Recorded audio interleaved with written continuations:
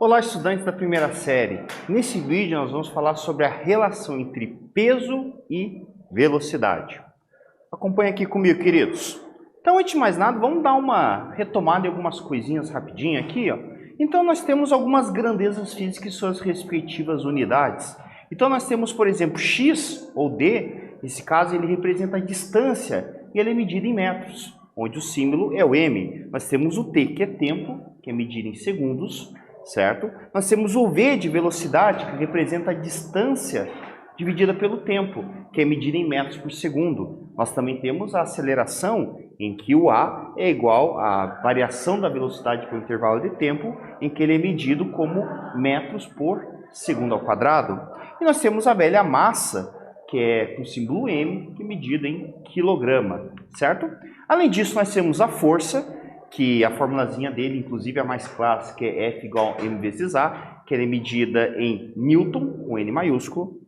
O trabalho, certo, que pode se medir pela letra tal ou por W, que representa a força de distância, que é medida como forma de energia, que é o Joule.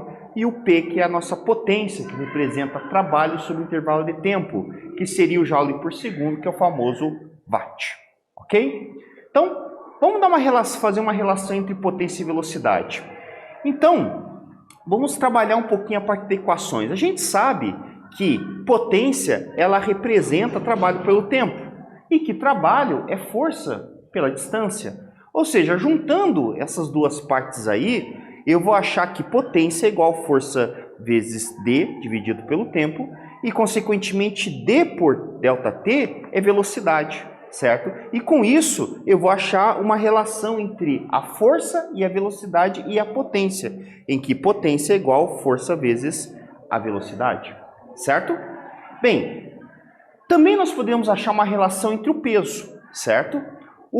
Fazendo essa mesma analogia, nós temos que potência é igual a trabalho pelo intervalo de tempo. E eu posso associar esse trabalho com a energia gravitacional, a energia potencial gravitacional, que é m vezes g vezes h, certo? E fazendo uma substituiçãozinha, nós vamos ter aqui que potência é igual a m vezes g vezes h sobre ΔT, certo? E que esse m vezes g é o peso. Ou seja, com essa relação, eu posso achar que potência é igual ao peso vezes a altura sobre o ΔT. Ou seja, aqui eu tenho uma relação entre a potência com o peso, certo? Beleza. E uma coisa interessante a gente falar aqui é a relação entre peso e potência que é utilizada nos veículos, certo? Claro que aqui nessa parte a gente já consegue perceber que na realidade, né, o peso normalmente ele é medido em quilogramas, se faz uma associação com massa, certo? Então aqui na verdade o termo correto ao rigor científico seria massa por potência. Então essa relação entre peso, entre aspas, com o potência, ela pode ser definida da seguinte forma: R de relação é igual uma razão, uma divisão entre massa do veículo pela potência útil deste. Veja, não é a potência total, é a potência útil, certo? Eu não estou levando em consideração aqui a energia dissipada. O resultado deste aqui gera unidades como quilograma por CV, certo? Quilogramas por HP, quilogramas por watt e assim por diante. E aqui eu trouxe, né, uma relação da potência com o respectivo peso dos veículos. Então, por exemplo, o modelo aqui, o Prisma, ele tem uma potência de 78 cavalos e um peso de 921. Por exemplo, o Classic, você teria, por exemplo, a mesma potência, só que em torno de 905 quilogramas e assim por diante. Tu vai perceber, por exemplo, que tem um Fiesta aqui, que seria um dos últimos, você teria, por exemplo, uma potência de 73 quilogramas, só que uma massa de aproximadamente 1.100 quilos.